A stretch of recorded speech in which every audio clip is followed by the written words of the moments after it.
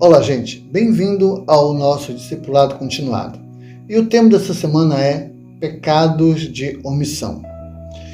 Bom, vamos entrar bem a fundo nesse assunto porque ele é muito interessante. Primeiro, qual o pecado de omissão de Jesus que podemos cometer em relação às pessoas?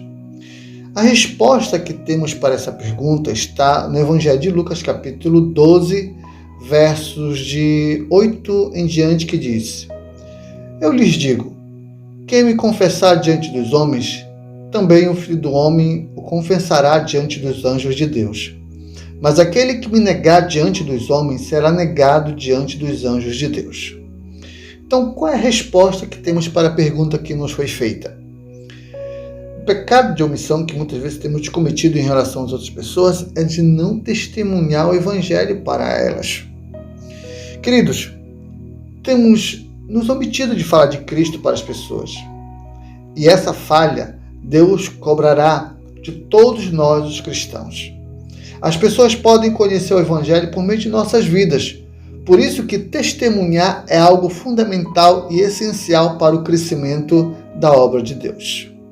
Segundo, qual o pecado de omissão que cometemos na oração? E a resposta que temos para essa pergunta está no segundo livro de Samuel, capítulo 12, verso 23, que diz: Mas agora que ela morreu, por que deveria jejuar?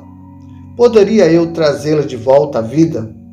Eu irei até ela, mas ela não voltará para mim. Então, quando lemos esse texto bíblico, nós encontramos a resposta para a pergunta que nos foi feita: a de não interceder pelas pessoas. Queridos, temos intercedido pelas pessoas em nossas orações?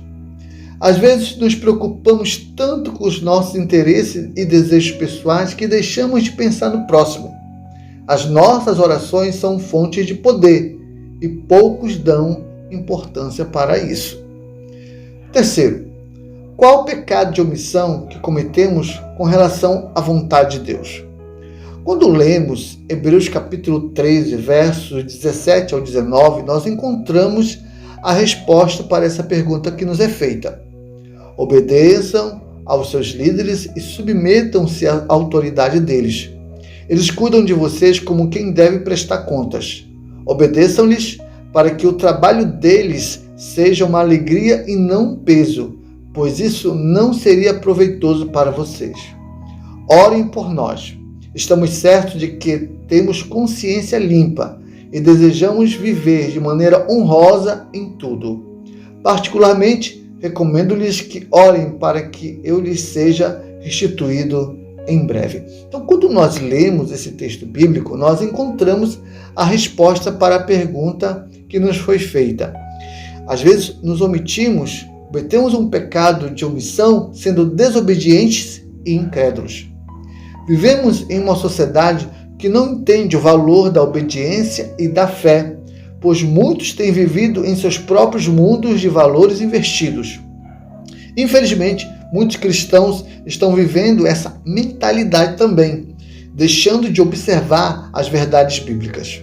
Obediência se tornou sinônimo de escravidão e viver sem fé virou status de gente inteligente. Mas a verdade bíblica é que o desobediente e o incrédulo irão ser condenados por viver esse padrão. Quarto, qual o pecado de omissão que cometemos no cotidiano da vida? A resposta que temos para essa pergunta está em Provérbios capítulo 16, verso 6, que diz: Com amor e fidelidade se faz expiação pelo pecado. Com o temor do Senhor, o homem evita o mal. Então, o que nos falta? O que tem nos feito omitir no cotidiano da vida? É que não fazemos as coisas com amor. Todos podem ver a diferença entre os que fazem as coisas com amor e daqueles que não fazem. Nossa responsabilidade é de fazer tudo com amor. Esse é o padrão dos que vivem os valores do reino de Deus.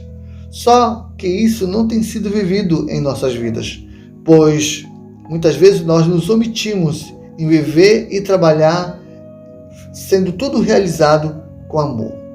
Quinto, qual o pecado de omissão que cometemos com relação aos que sofrem? A resposta que temos para essa pergunta está em Mateus capítulo 25, versos 45, que diz: E ele responderá: Digo-lhes a verdade, o que vocês deixaram de fazer a algum destes pequeninos, também a mim deixaram de fazê-lo. Então, qual é a resposta que temos para a pergunta? Quando negamos ajudar, fazer o bem. Muitas são as pessoas que estão vivendo em um mar de sofrimento e muitas delas só precisam de uma palavra amiga e uma mão forte para ajudá-las a levantá-las. Mas muitos de nós estamos tão preocupados com as nossas próprias vidas que esquecemos de ter esse olhar tão importante com relação às pessoas que sofrem.